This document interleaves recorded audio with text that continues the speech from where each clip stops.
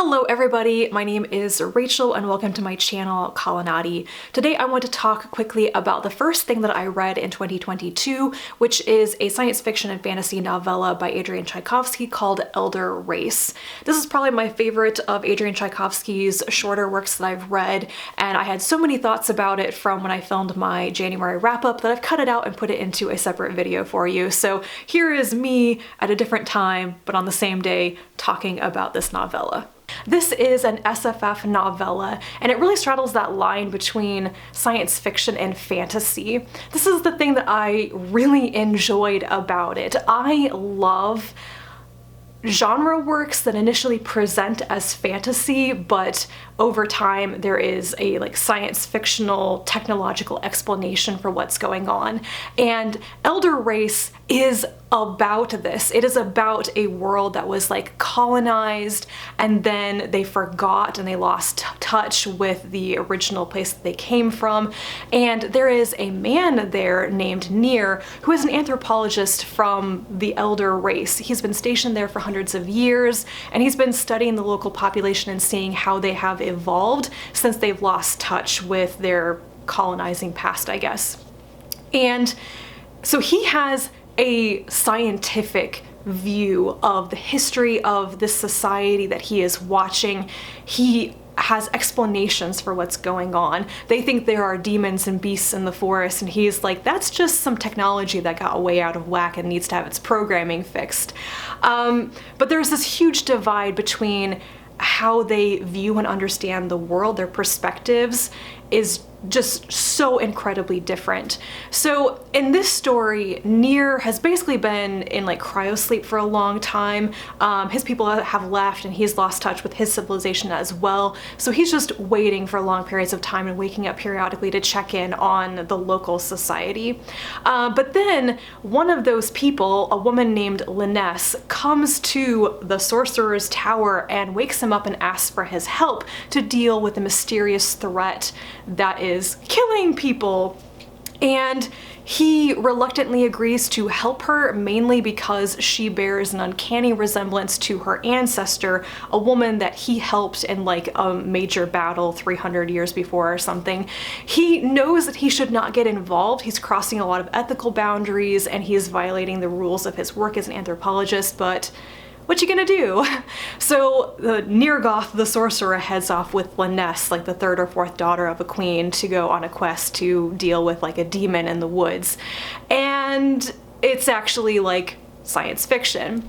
So I love this premise, and I think one of the most fascinating things about the story, what it does best, is literally putting side by side the scientific and the fantastical or mythical views of the series of events. There's actually a whole section of the book where Near is trying to tell the history of the planet, and on one side of the page you have what he's actually saying, and then on the other side of the page it's what's being heard, which is this much more magical, mythical fable.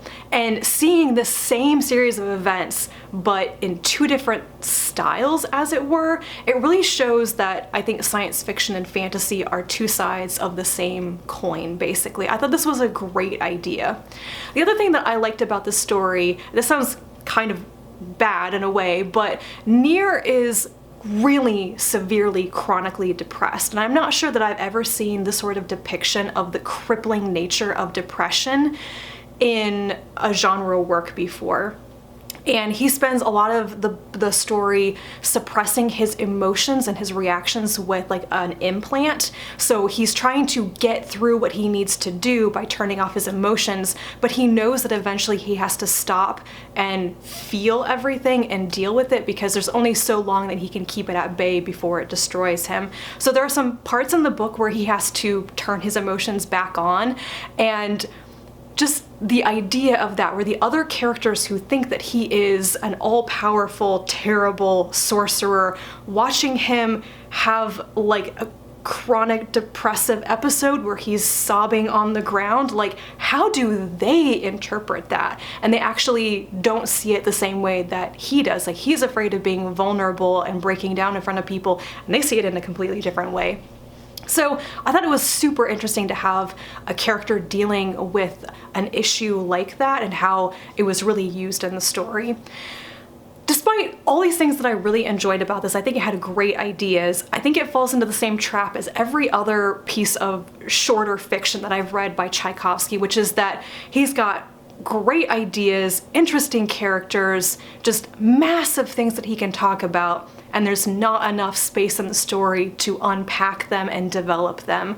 So you have really interesting ideas of language and communication and anthropology, you know, planetary colonization, this whole idea of, you know, how do you view and interpret the world, ancient technology. And it's like, how do you talk about all of this in a really satisfactory way and have good character development in less than 200 pages? And I think that that's where this falls short. It was very interesting, and then it was over. So my concluding thoughts on this novella is that it's definitely my favorite of Tchaikovsky's shorter works. It's the one that's definitely worked the best for me as a novella, but I would love for there to be more. I don't know if this is going to be a series. I know some of his other novellas have gotten sequels, and I wish that this one would as well. I think that more of the ideas, the world building, the history that he set up here, and the characters could just be taken even further in another story, and that would be super, super enjoyable. Anyway, I did really enjoy this and I would recommend it, especially like if you've already read Adrian Tchaikovsky's works and you really want to know about his novellas. This is one that I would recommend picking up first. That is it from me. Do let me know if you have also read this novella. Leave me a comment down below. And thank you so much for watching. I'll be back to talk to you again soon about other books, and until then, bye.